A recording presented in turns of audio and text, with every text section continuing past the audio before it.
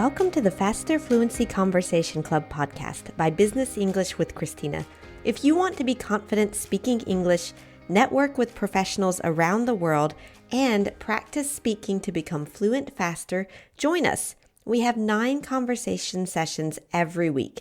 Plus, podcast listeners get a 50% discount on the first month of membership with the discount code FFCC50. The link to join is in the show notes. Now, let's go. Hey, everybody. I hope you are doing well and staying cool because today we're going to be talking about extreme temperatures with Sheila. And Sheila, how are you doing today? I am doing just fine. Actually, I'm not too hot today, so that's good. Awesome. We're having more normal temperatures today, so that's pretty good. That's good. I think this episode is coming out in September. We're recording it. It's early August still, so I've got my window open, so it's not that scorching, but I'm it's kind of getting a little warm here. That being said, it's August. It's normal for it to be warm. But I think if we all remember, especially back in July, we had some extreme temperatures. And so we thought, maybe just talking about, I think we're going to see more and more of these kinds of temperatures in the future. I do too. Yep. Yeah, climate change, all those things. Exactly. It's not going in the right direction. But and so it's we've got these extreme temperatures happening. They're more and more just part of a normal summer, I would say. And I feel like this is really gonna just shake things up, shake up, how we organize ourselves, how we work, how we take vacations, things like that. So sure. Yeah, I don't know. How is it? So you're in Cape Verde, right? I am. Yes, I'm here in Cape Verde, and the weather has been pretty stable here, actually. Okay. Usually around maybe 30 degrees, 29, 30 degrees every day. So, some days it's a little hotter than others, but here we have extreme drought. It's been a long time since it's rained. Yeah. It's very dry. In addition to being, stable, hot. Yeah. And not too hot. It's also very dry. So that sometimes makes it feel a little hotter than it actually is.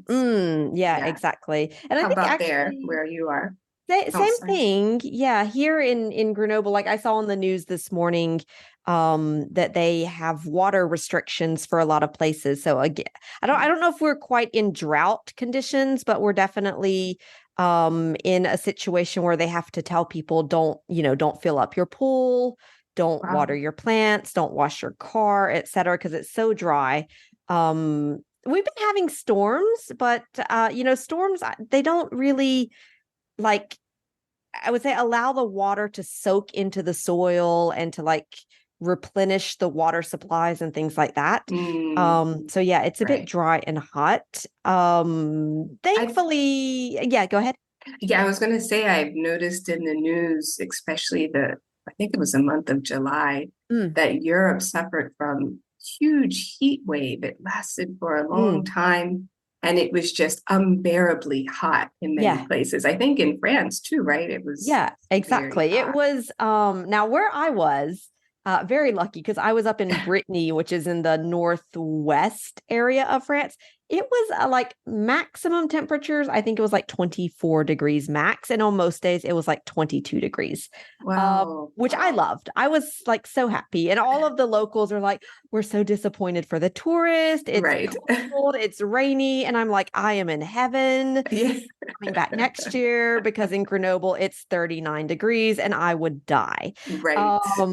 Not literally die, but I know, heat stroke, is a real problem because a lot of heat and these extreme temperatures, it really has an effect on, people's health and their ability to work and to do things. And so I feel just down the road through the years, we're going to have to, really change the way that we do things to adapt to these temperatures because for example, I think they were saying that there were more people in Brittany, the place where I was, who are coming there because they don't want to go to the south of France because it's way too hot. And Mm. you just can't do anything for most of the day because it's so hot. You can't. I mean, if you go outside and you're on the beach and it's 40 degrees, you're Yeah. going to get heat stroke. Yeah, Just no exactly. question And it's about just, it. yeah, Yeah. no. And I Uh, mean, I was thinking about places like Greece, some of yeah. those islands in Greece, Italy. These are popular tourist destinations, Mm, and it's basically burning right yeah, now. exactly. It's Exactly. It's, terrible. For the people yeah. that live there, it's really bad. But then even those who are trying to just get a little reprieve and Yeah. get away for a month, that's not an option. It's Exactly. just, yeah, It's yeah. No, and I feel like it's yeah, it's I mean yeah, it's just like I think we're gonna have to rethink this idea like summer vacation. Well, do you want to take this I don't know, would you want to take a vacation in the summer months when it's like the most scorching hot months of the year and it's really hard to get out and do things? exactly. Or, do you I don't know, maybe take vacation like later, take summer vacation in September or in Hmm. October, for example, or I Hmm. don't know. Yeah, I think it's going to be a difficult situation sort of in the future.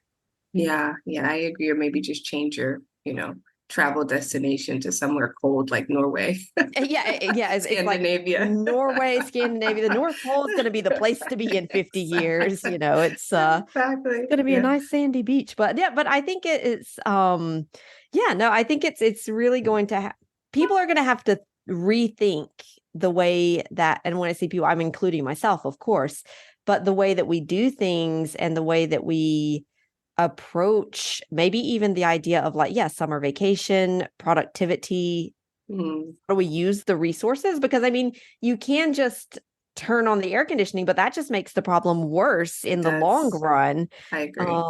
So Yeah. I don't know. It's going to be interesting to see like, and I don't know if interesting is a word. It's going to be scary to see what's down the road.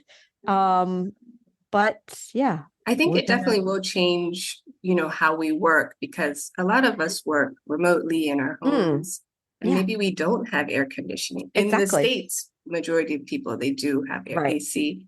But like here we don't use air conditioning. If you're Yeah. inside of your house, it's so hot when it's Hmm. 40 degrees outside. Yeah. Maybe we'll have a shorter work day or, Yeah.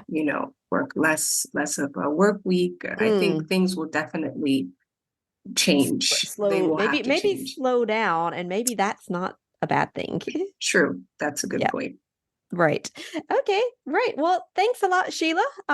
Stay cool and we'll Yes, talk to you you too. soon. Yeah. Sounds See ya. good. Bye. Thank you for listening this week.